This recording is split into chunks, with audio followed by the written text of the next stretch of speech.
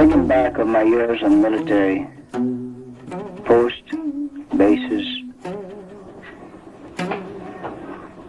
Second Sergeant Carter, born 18 January 1924 at St. Mansburg, Louisiana. He first entered military service in January 1943 in the United States Marine Corps. While in the Marine Corps, he served in the Pacific Theater with the 1st Marine Division, the 2nd Air Wing, and the 3rd Air Wing. Some of the islands he's hit during the war, combating the Japs, were Palau Islands, New Hebrides, Santo Domingo, New Caledonia, the Philippines, and Iwo Jima. He received an honorable discharge from the United States Marine Corps the 5th day of February 1946. He was civilian from then till 2nd November 1948, where he joined the Air Force. They had need for men of his skill in Berlin, Germany, for the Berlin airlift. But till after the airlift was over, shuttled back to the States, spent a tour at Tyndall Air Force Base, stayed there for quite a spell,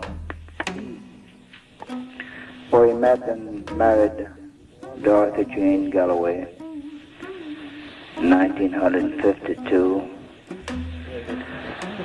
First daughter, Brenda Louise, was born March 24, 1953, and Archie J. Jr. was born September the 25th, 1954.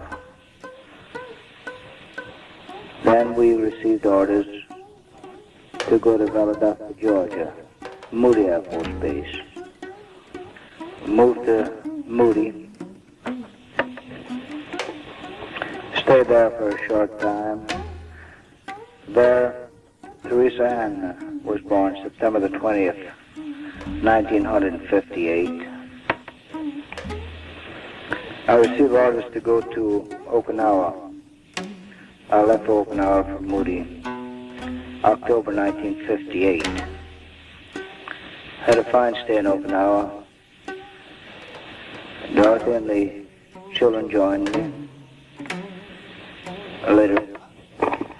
And while in Okinawa, Claude Jackson was born January the 8th, 1960.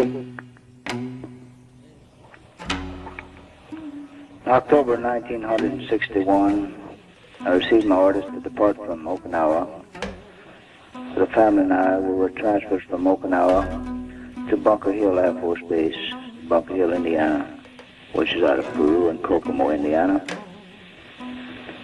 While at Bunker Hill, we picked up Thomas Glenn. He is my 5th one to be born June the 24th, 1962. Might put a notation here. It looks like every time we had a transfer, we picked up another young'un.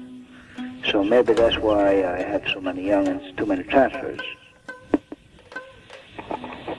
January 1963, we received notification from the Air Force to disband our squadron we had. It was deactivated. Elements were sent all over the United States. I was sent with an outfit up in Minot, North Dakota. Needless to say, it was a cold stay. I sent my family on to Panama City, Florida, so Dorothy could be with her folks, and the children would be warmer. Hope got a little too cold for this Cajun boy. I stayed down there a few months, and I put in for a compassionate transfer, and I received one. Transferred me back to Tyndall Air Force Base in Florida, where I stayed there for quite a spell again. And October 1965, I received orders to go to Vietnam. I was assigned to the 377 support group, 10th Inuit Airfield. I was with the 460th. Stayed there until I got a Red Cross message. Dorothy had got fatally hurt in an automobile accident on April the 21st, 1966. So I was flown back to the States. The Air Force gave me a compassionate transfer to Tyndall Air Force Base. I stayed there until 1966. I decided to go ahead and retire. Retired from the Air Force December the 1st, 1966. Came on into New Orleans.